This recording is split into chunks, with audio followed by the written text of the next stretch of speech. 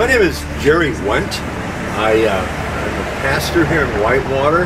Came here actually in 1963. Was here for a couple of years, and anyway, we came back in '84, and we've been here ever since. And that's when we bought this house and turned it into a bed and breakfast a little later on. And you're familiar with the spiritualist history of Whitewater, I'm sure. Morris Pratt Institute, Witches of Whitewater, the Whitewater, the Tower, the cemeteries, Isosceles Triangle, all that. What's your take on all this? Well, on witches in general or the supernatural? Okay, as far as like the Pratt Institute, it was going like 100 years ago. I suppose even 100 years ago it was already reached its peak. The building was here until the 50s, but it was used as a dormitory for quite some time. So I'm not sure just when the Pratt Institute folded, but I know there were people that came here from all over and talked about, well, spiritualism, meaning contact with the people who had departed. The one little connection we have is we have the organ at our little church out of Hart Prairie, which is, by the way, the oldest church in the state. The organ is from, it's a pump organ from the Pratt Institute. And so we think of it maybe more than other people, because every time I hear that organ, which is absolutely beautiful, it's kind of a fancy organ for its day. So that's our connection. But, you know, have I talked to people who are into spiritualism? God.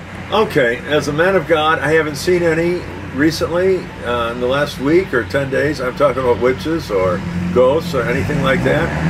And gosh, are there witches and ghosts? I really don't know. I don't want to say that, oh, because I believe thus and so in the Bible, that therefore these people are all wrong. I don't. But in my experience, and I think in the experience of the people that I associate with, I don't know many people who are into spiritualism at all anymore. Because yesterday I was on the phone and talking with some people connected with our church, and I was informed that in the family they are interested in spiritualism. So when I say I haven't known of any, I have to correct that. There are a few people who are, and I don't really know. This was my brother-in-law or my sister-in-law or so-and-so was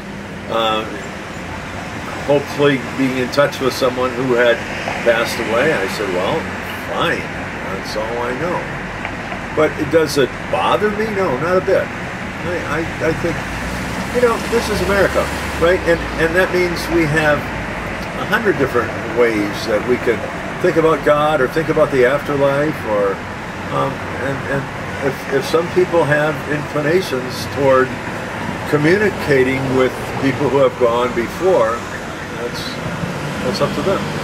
Pratt Institute initially they were conducting seances. Yes. That was a large part of their beliefs, was to contact people who were departed. You know, I don't know. Let me mention something else that might be of some interest here. They have these things now called near-death experiences, and people write about them. And to me, they're somewhat fascinating. That people, like a young boy who almost died, and then he came back, and he could see all these things. So is there something to that? Again, I don't know, but there could be. I think so. But the interesting thing about the near-death experiences is that they've done a lot of investigating about that. And these are particularly people that they emphasize who are not necessarily church types or Christians, or would look forward to this or that, but rather this thing happened upon them. They were in an accident, or they were having surgery or something, and all of a sudden there was this big tunnel and a light at the end of the tunnel. Now, I know that's not really spiritualism. I understand that this is moving a bit from your question, but it's somewhat connected also, I think.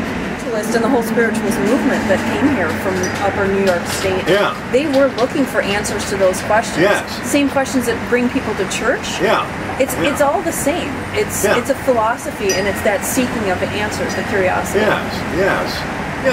curiosity, and maybe even more than just curiosity. It's where are we going? You know, well, yes, curiosity, but I mean, we're all going to be leaving this life and going. Well, we're either going to die, meaning it's all done, or there might be some life thereafter. And yeah, we'd like to know about that life. People do, they tend to reach out, they tend to seek that. If there is something, they want to know what it is. Yeah, just curiosity. It's like almost like a revelation. Wow, what is it? Wow, look at this. Yeah. So there's that type of thing. Is that what motivated the people from the Pratt Institute and the people from New York? Maybe. I don't know. I'm going to say about what other clergy are. A lot of clergy say about, oh, it's this way or that way. Remember what Jesus said, that when the time comes and when we meet in the great beyond, there's going to be a whole lot of people that we didn't suspect would be there, and a whole lot of people that we suspected should be there are not going to be there. The roll call will be interesting. That's right. So I think that in itself means we have to be open on a lot of things like that.